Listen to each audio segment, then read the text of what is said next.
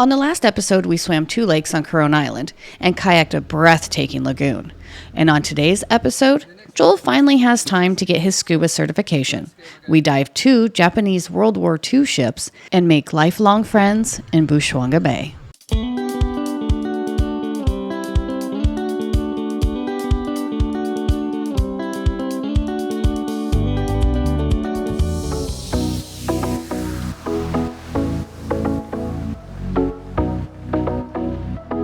Busuanga Bay Lodge has its own in-house dive shop. Joel has been wanting to get his dive certification for a while, so we met Simon, our dive master, and headed out the back door of the resort to a diver's paradise. Sam, are you going to give us a briefing? A safety briefing? Don't fall off. The exits are located here. Here, and here. Hit dry backs if the boat passes in play. Perfect. Headed out to the first dive spot, we passed through a large pearl farm. Pearl farming is a large industry in the Philippines, and this pearl farm is heavily guarded 24 hours a day, while someone is there to maintain the ropes and the buoys constantly. It is interesting to note that about 90% of the Philippine pearls are exported to other countries, so please be diligent when buying from the peddlers on the beach. After Joel did his skills and I brushed up on a couple of mine, we headed out to a very vibrant and lively coral reef.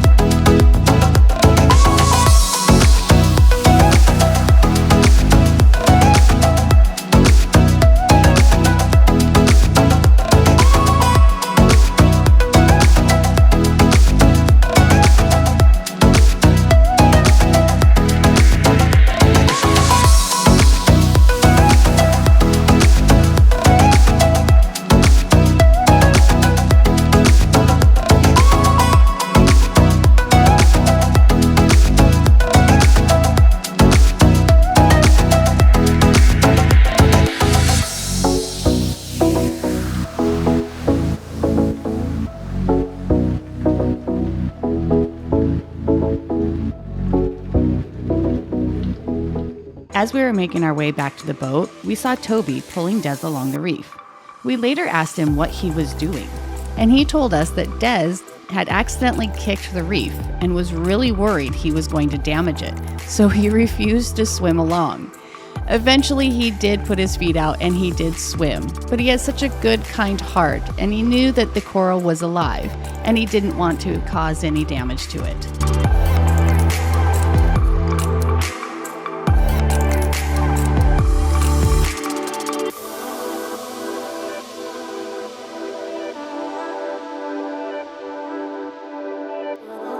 There's 2 clams that you guys got? Yeah. Okay, let me look. We found 2 clams. 2 clams! And they're Gonna eat them?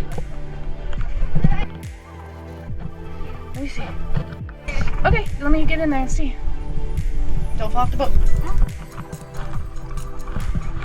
Oh, those big things? Yeah. These? Yeah. That's a clam? Yeah. How do you know that's a sea clam? I don't know. Well, that's going to be interesting. Our second dive took us to another coral reef and a Japanese World War II landing craft shipwreck.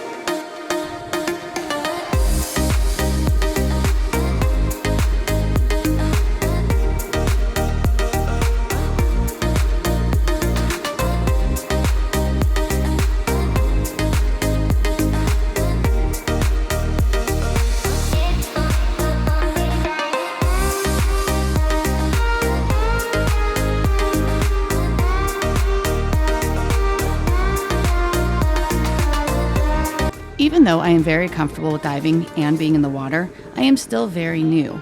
It was very reassuring to have Simon and Toby by our sides, always checking to make sure that we are safe.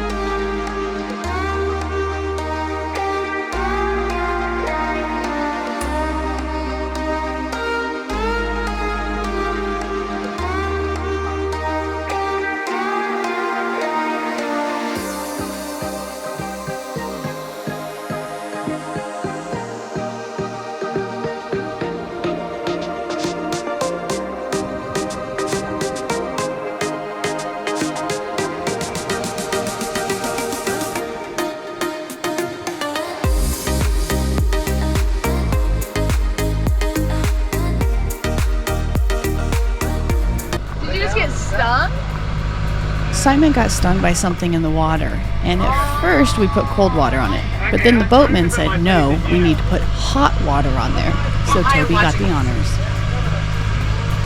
Thanks, buddy. Put your head in it. It's going away. Not it. It hurts my hands. Well, it went away. It's all Feel burning. better, but it's kind of felt better after the fresh water too. After those incredible dives, we headed back to the lodge just in time for the afternoon rain shower. We had dinner and drinks with Simon and Toby while our kids swam in the pool. The friendship that was formed that evening is one that we will treasure forever.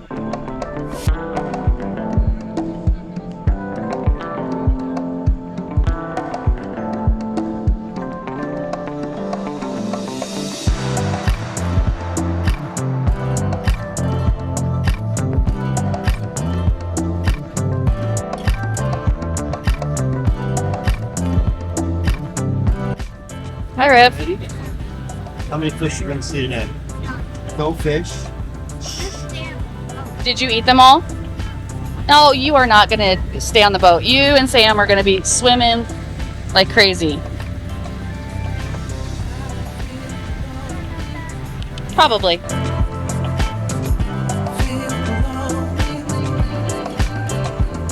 How's it going? Checking out my kids back here. How are you guys back here? Good. This is where the boys hang out? Good morning.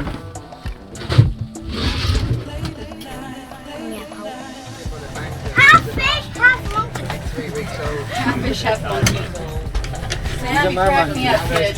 Which half's which? Is the top half monkey and the bottom half fish? Or is it vice versa? We're going to do a couple of out of air scenarios because they're quite important. They don't see if you're checking your air regularly, paying attention, this won't happen, right? But on the odd chance that it does happen, at least you're prepared. And also, because you're trained by such an expert, you won't get out of air. But you don't know what other idiot you're diving with. The lowest common denominator. Yeah. So they might need, and you might be there to help them, right? So this is why we teach it. And the next we're going to do some buoyancy skills. So the first skill we're going to do is the fin pivot. So your head's here, and you're going to keep your fins on the ground. We're going to lie flat, and then you're going to add one blast of air, and then you're going to take a breath in. You're going to see if you lift up, and then a breath out, and go down. So this is just going to show you a little bit about the control of breathing and how much it affects it. I'm going to demonstrate it. This will be my sign for breathing in, and then breathing out. The next thing we're going to do is BCD, remove and replace. So actually we're going to be on the bottom, and I'm going to say take your whole jacket off, put it out in front of you, still with your regulator in. And then We only do this one once. With the people that hadn't paid in advance. Yeah, that's it. It's just so at 18 meters, you have approximately 50 minutes dive time, and it counts down 50, 49, 48. And when you get to zero, Nicely done. and so what we can do now, guys, we'll gear up, we'll go in, we'll do our skills, and then we'll shoot out on the reef. Sweet.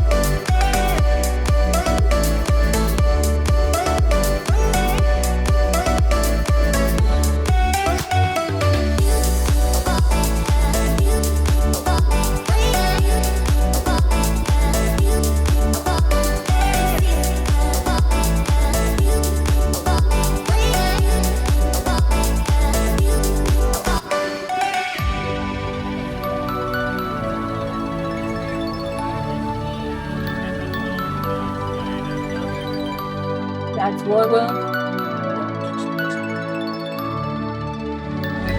Yeah. Yeah, the dive socks, put them on, and then your boots on, just to stop the blisters. Okay. So we get it sometimes as well. Like ET.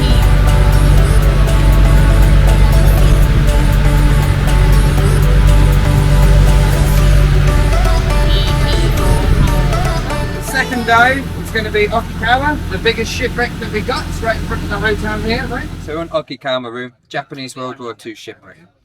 It was an oil tanker, and it was a civilian ship that they brought in for the war effort, to like merchant navy.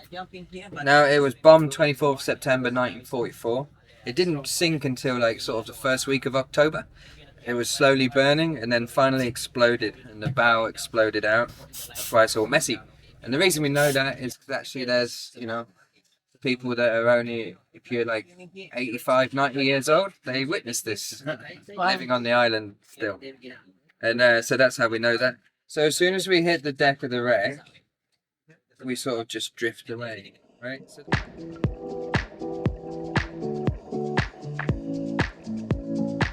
The Okinawa warship is huge.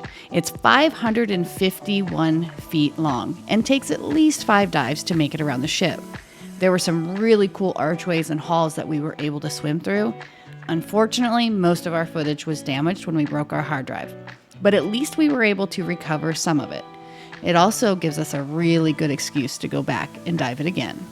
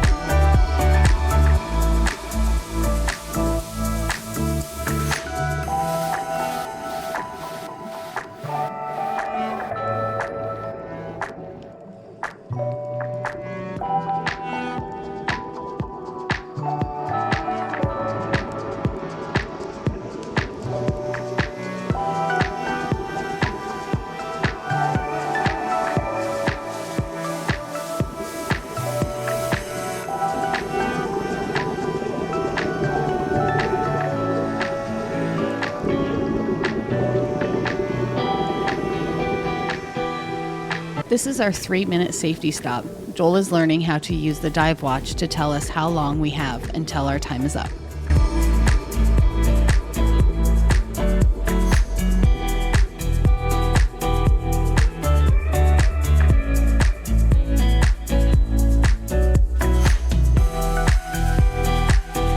I was so cool though. Oh my gosh, that was like, The current died as well, didn't it? Halfway through. yeah, I was like, where'd the current go? Woohoo! Right? How awesome was that? After Joel officially passed, we headed back to the resort for another night of rum and tall tales with our amazing new friends. Join us next time as we wrap up the Philippines. We give you our thoughts on maybe the do's, don'ts, what we would or wouldn't do again. Thank you guys so much for watching. We'll see you next time.